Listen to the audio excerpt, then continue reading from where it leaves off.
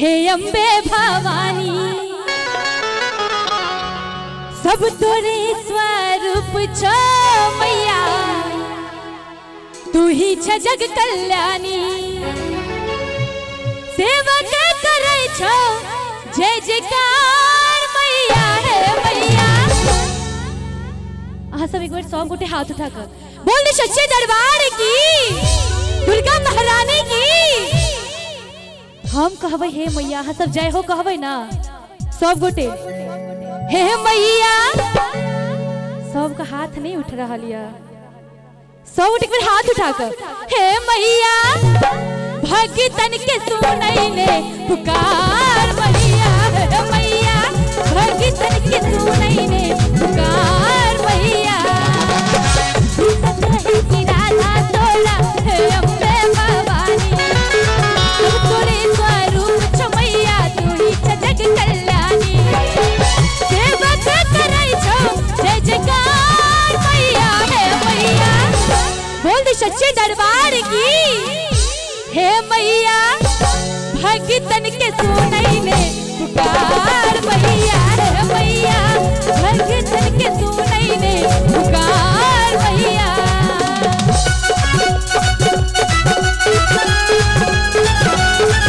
ताली बजाकर